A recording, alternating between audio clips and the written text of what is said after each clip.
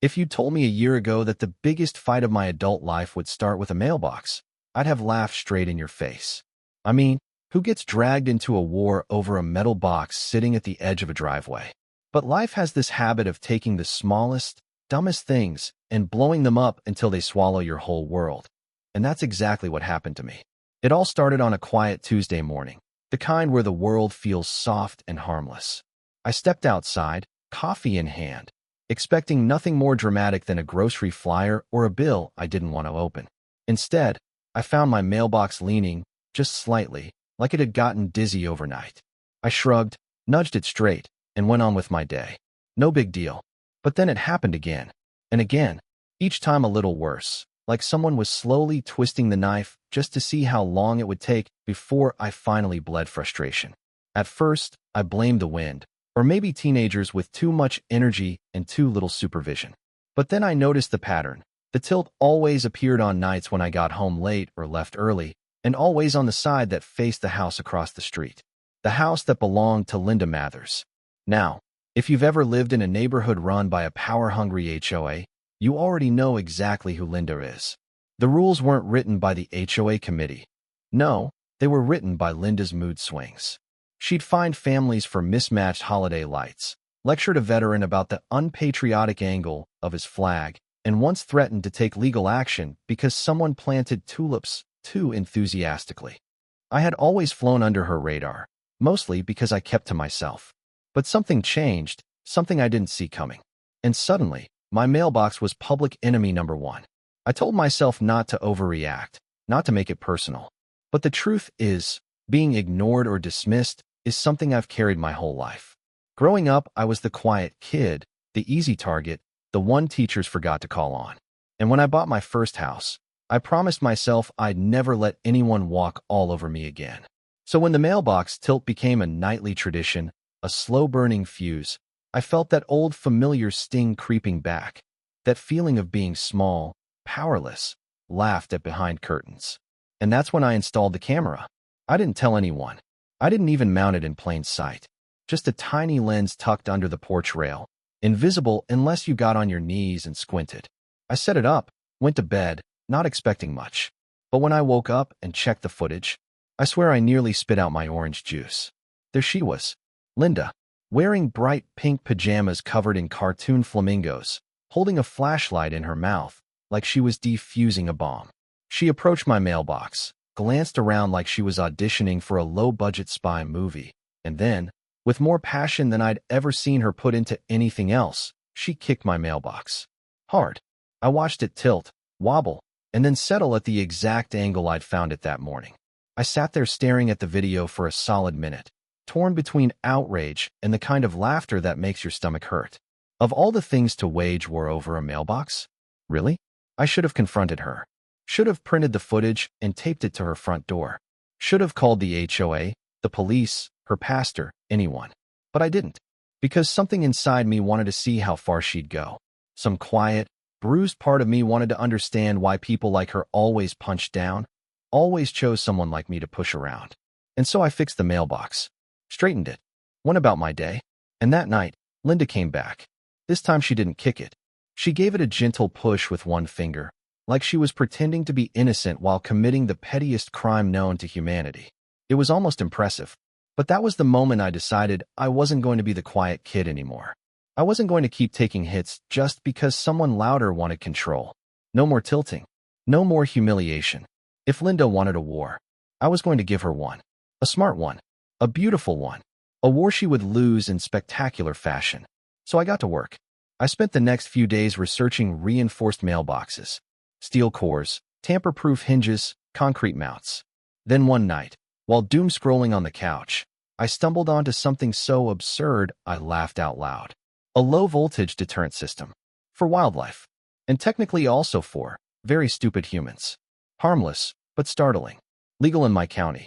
And absolutely perfect. When the new mailbox arrived, I installed it myself just before dawn, humming like a man possessed. Mounted it on a concrete base so solid you could have parked a truck on it. Wired the deterrent inside. Set to a mild charge that wouldn't hurt anyone unless they decided to swing metal at it like Thor having a meltdown. When I stepped back and looked at it, shining in the early morning light, I felt this strange surge of pride. Not because of the mailbox, but because I was finally standing up for myself, refusing to stay small. Around noon, I caught Linda staring at it from her driveway, her face scrunched like she'd bitten into a lemon. She held her phone up, taking pictures at angles that defied physics. I just waved and went inside. But I waited, because I knew she'd be back. Spoiler, she didn't disappoint. At 2:13 a.m., my phone buzzed with a motion alert. I grabbed it, opened the camera app, and there she was again, flamingo pajamas glowing beneath the streetlight. But this time she wasn't kicking. She was holding a metal rod. I actually whispered, "No, Linda, don't do it." Even though we both know she absolutely would. She swung. Hard. There was a sharp crack, a spark, and then Linda let out a scream so high-pitched, I'm pretty sure it registered on the Richter scale. The rod flew out of her hand, clattering onto the pavement, and she dropped to the ground like a puppet whose strings had been cut. I shouldn't have laughed. I know I shouldn't have, but I did. I laughed so hard I had to put the phone down and wipe tears from my eyes. Not because she was hurt. She wasn't. But because karma finally showed up wearing steel-toed boots. The next morning I expected her to storm over, yelling, blaming, threatening. But instead, she sat on her porch, leg wrapped in an ice pack, glaring at me like I had personally electrocuted her hopes and dreams. I almost felt bad. Almost. But then came the lawsuit. A thick envelope delivered to my door. Linda was suing me for installing a dangerous and malicious contraption intended to cause bodily harm. I cackled. I didn't mean to, but it just came out. Court day arrived, and she limped in like she was auditioning for the role of tragic heroine in a soap opera no one would watch. Her lawyer painted me as some unhinged inventor bent on community destruction. Then it was my turn. I walked up, plugged in a USB drive, and let the courtroom watch Linda vandalize my mailbox 3 nights in a row before shock therapy changed her career path. Silence. Complete, delicious silence. The judge turned to her. "Ma'am, you struck a metal rod against someone's property in the middle of the night?" Her voice shook. I didn't know it was electrified. The judge sighed. Case dismissed. But here's where things got interesting. He leaned forward and added, "Also, vandalizing a mailbox is a federal offense. It is property of the United States Postal Service. You are lucky this court is not pursuing further charges. Lucky, until the HOA found out. Turns out a woman who'd spent years bossing everyone around, handing out fines like Oprah gives cars, suddenly didn't have the moral high ground anymore. The neighborhood turned on her. Hard. People came out of the woodwork with stories. Fines she'd made up. Rules she never followed herself. Photos she'd taken of people's yards without permission. And then someone, not me, I swear, started a petition to have her removed from the HOA board entirely. The signatures poured in like rain. Within a week, an emergency meeting was held in the community hall. The place was packed, buzzing, electric. Linda walked in like she still thought she was queen. She wasn't. One by one, neighbors stood up, sharing grievances that stretched back years. Linda's face turned whiter than copier paper. When the final vote was cast, it wasn't even close. Unanimous.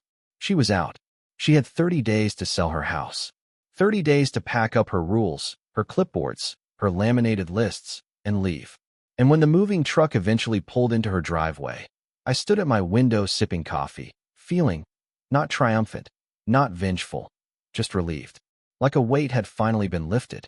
After she left, something strange happened. The neighborhood changed.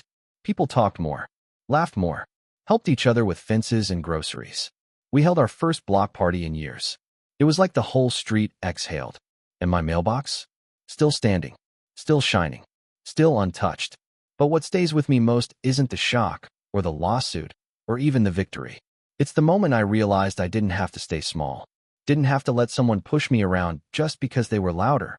Sometimes the smallest battles teach you the biggest lessons. Sometimes standing up for yourself starts with something as simple as saying, "No, not this time."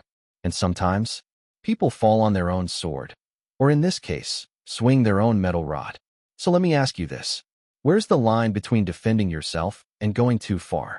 Have you ever dealt with a neighbor, a boss, or an authority figure who pushed their power until it snapped back at them? And be honest, would you have electrified the mailbox? Drop your thoughts below. I'm genuinely curious where you stand.